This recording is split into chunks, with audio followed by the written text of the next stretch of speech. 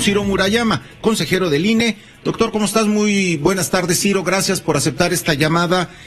Pues sí, la consulta decíamos, ¿no? Es según el color del cristal con que se mire, para unos una oportunidad perdida y para otros un buen ejercicio, una primera consulta popular de rango constitucional, independientemente de la trascendencia o no de la pregunta que se realizó, independientemente del nivel de participación, si se alcanzó o no el umbral que lo convertía en algo vinculatorio o vinculante el resultado, y así las cosas, Ciro.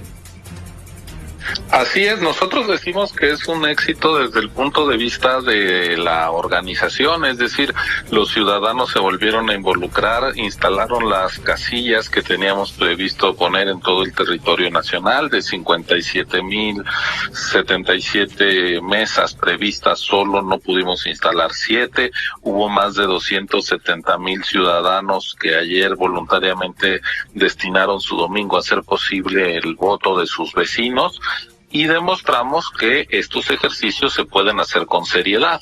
Ahora, el nivel de participación pues fue bajo, apenas ronda el 7%, estamos hablando de 6.66 millones de ciudadanos yendo a votar, de 93 millones y medio que podían haber ido. Habrá que reflexionar acerca de la pertinencia de la pregunta, de la calidad de la propia pregunta tal como fue redactada, pero pues el INE ha demostrado que es capaz de organizar un proceso, una jornada comicial a solo 8 domingos después de haber hecho la elección más grande de la historia, y pues la gente que estuvo interesada en participar tuvo una casilla cerca de su casa, y pues la ciudadanía que no se sintió interpelada por el ejercicio pues decidió no acudir. La propia Constitución le da validez a la participación y a la no participación, porque dice que si la no participación es del 60%, pues las consultas no tienen efectos legales en términos de su obligatoriedad para las distintas autoridades de lo que se pronuncie la ciudadanía justamente en estos ejercicios. Consejero Ciro Murayama, hay quienes dicen que el INE, que los consejeros electorales, particularmente tú, el consejero presidente, Lorenzo Córdoba, quizá no acataron o no atacaron con entusiasmo la difusión, la defensa, la promoción de la consulta. Y hemos escuchado también argumentos en donde el Instituto Nacional Electoral pues afirma que la difusión, digamos, es una norma que se ciñe a unos criterios de tiempo, de espacio, de forma, que tampoco depende, pues, no es una cuestión de echarle ganitas, ¿no?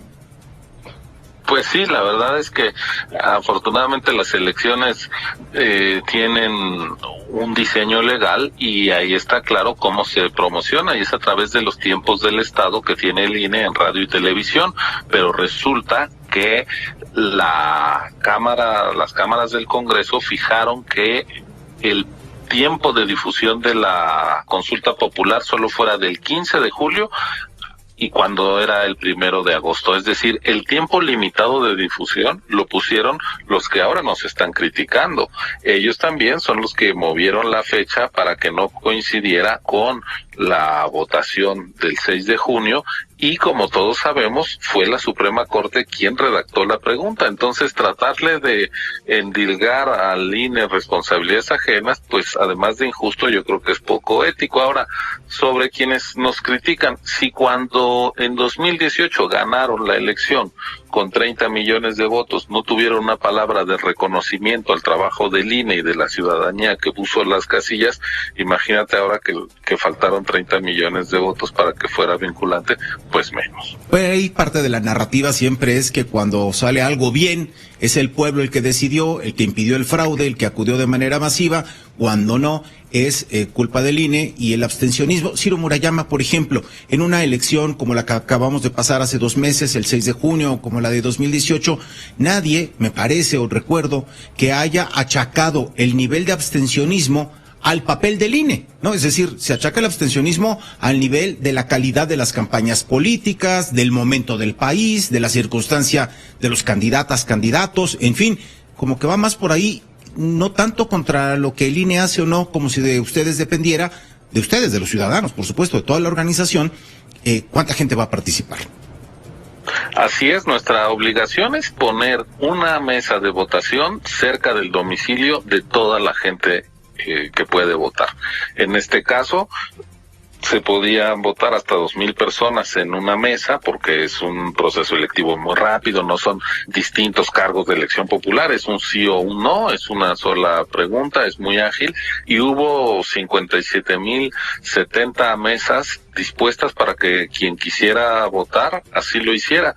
Yo recuerdo un escrito de Eduardo Galeano, el escritor uruguayo, sobre el fútbol y sobre el árbitro, y dice: los fanáticos dicen que cuando su equipo gana es a pesar del árbitro y cuando pierde es por culpa del árbitro. Ese fanatismo futbolero me recuerda muchas de las voces que estamos oyendo.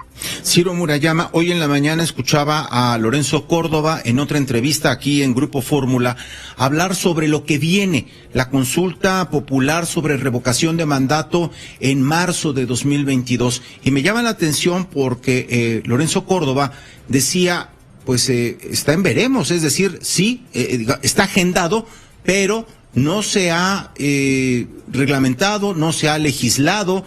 El Congreso les debe ahí al Instituto Nacional Electoral y nos debe a los ciudadanos la ruta objetiva en blanco y negro de qué viene para tal consulta de revocación de mandato, si es que se va a celebrar. Pues sí, es que es una posibilidad que está en la Constitución, pero cuando se reformó la Constitución para meter esta figura de revocación, el propio Congreso se dio 180 días para hacer la ley que reglamenta la revocación de mandato, y el Congreso violó sus plazos y no hizo ley. Entonces, ¿cómo vas a hacer algo para lo cual no hay ley? ¿Quiere decir que entonces lo de la revocación de mandato, consulta popular para revocación de mandato del presidente López Obrador, no está en firme, no está de manera pues no, porque formal hubo en la esa agenda? omisión, y quiero decirte que puede ser sobre López Obrador o sobre cualquier otro gobernante que haya cruzado el Ecuador de su gestión, la mitad de su tiempo. Por ejemplo, el caso de varios gobernadores o de la propia jefa de gobierno de la Ciudad de México, pero el legislativo no hizo su trabajo, entonces es una posibilidad. Una cosa que hay que recordar además es que ahí la Constitución señala que son los ciudadanos que han perdido la confianza en el gobernante quien lo debe de pedir. No es que el propio gobernante diga voy a hacer una gira y un ejercicio para ratificar si soy o no popular, son sus adversarios. En Estados Unidos nunca hemos oído que un presidente inicie un impeachment contra sí mismo, ¿no? Son sus adversarios que lo quieren retirar del cargo. Y en regímenes parlamentarios... Y es la misma lógica, eso está en la Constitución, entonces pues no puede ser el presidente el que la promueva. En regímenes parlamentarios es lo mismo, son los partidos de oposición los que piden un voto de confianza o de remoción del primer ministro, ¿no? Sí, la famosa moción de censura. Moción de censura. Entonces, bueno, queda claro, decías, ¿para el presidente o para cuál? Esta fue una producción de Grupo Fórmula. Encuentra más contenido como este en radioformula.mx.